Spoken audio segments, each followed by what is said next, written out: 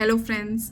सबसे पहले thank you so much Vaishno Devi vlog series को लाइक करने के लिए। काफ़ी सारे कमेंट्स मैसेजेस आए थे बुकिंग प्रोसेस जानने के लिए, हमने चढ़ाई के लिए और उतराई के लिए कौन सा मार्ग यूज़ करा, किन किन चीज़ों का वहाँ पे ध्यान रखना चाहिए। तो इस तरीके के काफ़ी क्वेश्चंस थे, तो हर किसी को जवाब देना तो पॉसिबल नहीं था, तो यही सोचा कि एक वीडियो बना देते हैं। जितना भी हमने एक्सपीरियंस किया, जो भी इंपॉर्टेंट चीज़ें हमें लगी जो शेयर करनी चाहिए, वो सब इस वीडियो में हम शेयर करेंगे। तो स्टार्ट करते हैं बुकिंग प्रोसेस से।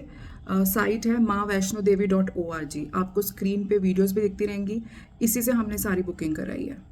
तो इस साइट से आप रूम, अकोमोडेशन, बेसिकली यात्रा पर्ची, बैटरी कार और साथ ही में रोप वे, अगर आपको भैरव मंदिर जाना है उसकी टिकट्स आप बुक करा सकते हैं।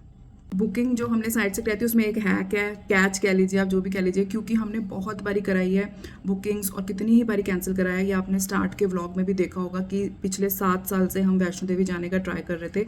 हमारी सारी बुकिंग्स हर बारी हुई हैं, चाहे वो बैटरी कार हो, चाहे वो रूम हो, हमेशा बुकिंग हुई है और हमने हमेशा कैंसिल कराई है इस बारी को छोड़ के, और हमें हमेशा बुकिंग मिली भी है। तो उसका एक तरीका है, अगर आपको माता वैष्णो देवी जाना है फरवरी में, तो उसकी बुकिंग कराइए 1 दिसंबर सुबह 10 बजे, यानी कि 2 महीने पहले। और सुबह 10 बजे क्यों? क्योंकि 10 बजे बुकिंग ओपन होती है, तो बहुत हाई चांसेस हैं कि आपकी सारी बुकिंग सक्सेसफुल हो जाएं।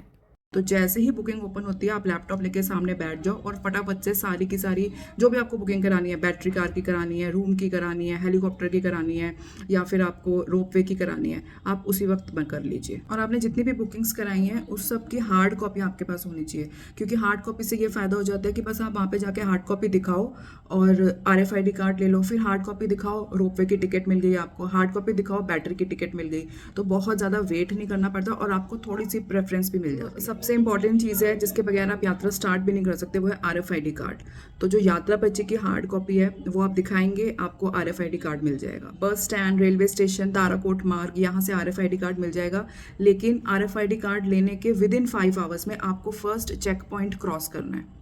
तो उसकी एक वैलिडिटी होती है कि जो फर्स्ट चेक पॉइंट है जहाँ पे आपका सामान वगैरह सब कुछ चेक होगा, तो वहाँ पे आपको 5 घंटे के अंदर अंदर पहुँच जाना है RFID कार्ड लेके। कौन सा मार्ग यूज़ करना चाहिए? देखिए, पर्सनली जो हमें पसंद आया था वो तो हमें ताराकोट मार्ग ही पसंद आया। चढ़ते हुए भी हमने वही यूज़ करा, उतरते हुए भी, क्योंकि मार्ग बहुत ही शांत है, साफ़ सुथरा है। और जो बच्चे हैं और अगर सीनियर सिटीजन्स हैं वो पैदल यात्रा करके जाना चाहते हैं तो उनके लिए बेस्ट है। लेकिन अगर आपको ऐसे लग रहा है आपके साथ सीनियर सिटीजन्स हैं या बच्चे हैं, उनको बीच में हो सकता है वो बोलें कि नहीं अब हम और नहीं चढ़ सकते, हमें घोड़ा चाहिए, पिट्ठू पालकी, वो ताराकोट मार्ग में आपको नहीं मिलेगा। तो ये आपको पहले से डिसाइड करना पड़ेगा कि कौन से मार्ग से जाना है। दूसरा जो हमने जिस चीज़ का ध्यान दिया था वो था कि पानी की एक एक बॉटल हमने अपने बैग्स में रख ली थी। हम 3 लोग थे, 3 लोगों ने 3 बैग कैरी करे थे। और जब आप मार्ग में चढ़ना स्टार्ट करोगे, हर थोड़ी थोड़ी दूरी पे आपको कुछ ईटरी पॉइंट्स मिल जाएंगे। ताराकोट मार्ग की मैं बात करूँ क्योंकि हमने वही मार्ग यूज़ किया था। जैसे कभी बीकानेर वाला आ गया या फिर कैफ़े कॉफ़ी डे आ गया, वहाँ पे पानी वगैरह आराम से मिल जाता है। तो हमने एक ही बारी में सारी बॉटल्स नहीं कैरी करी, जहाँ जहाँ पॉइंट्स मिलते गए वहाँ पे हमने बॉटल लेते गए। और ज़्यादा ईटरी पॉइंट्स, मार्केट्स ये ताराकोट मार्ग में है ही नहीं बिल्कुल। इसीलिए मैं आपको बता रही हूँ कि ये बहुत ही शांत मार्ग है। अगर आप यहाँ से जा रहे हैं तो आप यही सोच के जाइएगा, यहाँ पे कोई शोर नहीं होगा, इंजॉयमेंट उस तरीके की नहीं मिलेगी आपको जो आपको पुराने मार्ग पे मिलती है। तो बिल्कुल शांतिपूर्वक ही आप अपनी जर्नी करेंगे। बैटरी कार अगर आपकी बुकड है तो बहुत अच्छा है, लेकिन अगर आपकी बुकड नहीं है तो जो प्रेफरेंस वहाँ पे मिली जाती है वो ऑनलाइन बुकिंग वालों को ही मिली जाती है। तो जिन्होंने ऑनलाइन बुक करा रखी है पहले उनको टिकट दी जाएगी। अगर उनके पास टिकट बची होंगी तो वो बाकी किसी को भी दे सकते हैं जो लाइन में खड़े हैं। अदरवाइज़ कोई ज़रूरी नहीं है कि आपके पास ऑनलाइन बुकिंग भी नहीं है बैटरी कार की और आपको टिकट मिल जाए, बहुत मुश्किल है अगर ऐसे होगा तो।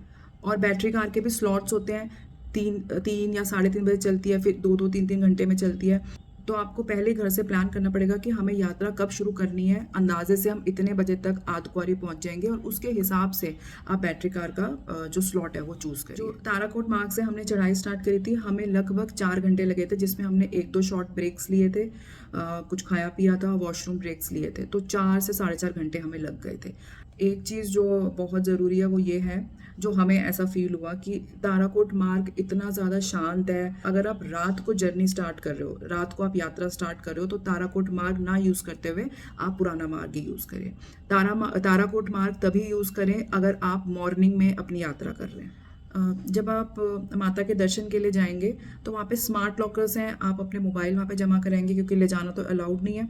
और दूसरे लॉकर्स भी हैं जहाँ पे आप बाकी सामान, कोई बैग है, जूते, चप्पल आपको जमा कराने हैं, वो आप करा सकते हैं। और एक बहुत ही ज़रूरी बात, अगर आप पैदल यात्रा का ही प्लान बना रहे हैं तो कम से कम 15-20 दिन पहले आप ब्रिस्क वॉकिंग, नॉर्मल वॉकिंग ज़रूर करिएगा, क्योंकि हमने अक्टूबर में यात्रा करी थी।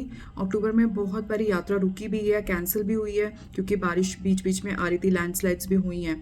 तो श्राइन बोर्ड की जो ऑफिशियल साइट है आपने स्क्रीन पे भी देखी थी, उसको आप बीच बीच में चेक करते रहिएगा, अपडेटेड रहिएगा कि ऐसी कोई इन्फॉर्मेशन तो नहीं है कि यात्रा रोक दी गई है या फिर कैंसिल कर दी गई है कुछ दिनों के लिए। तो वो चीज़ आप देखते रहिएगा। तो यही हमारा एक्सपीरियंस था जो हमने आपके साथ शेयर किया। अगर आपको इन्फॉर्मेशन यूज़फुल लगी हो तो आप बताइएगा, हमें कमेंट्स के थ्रू शेयर भी करिएगा। और इससे बेटर अगर आपके पास कोई इन्फॉर्मेशन है या कोई और ऐसा पॉइंट है जो आप शेयर करना चाहते हैं, वो कमेंट्स में ज़रूर लिखिएगा ताकि बाकी व्यूअर्स को भी हेल्प मिल पाए। Thanks for watching this video.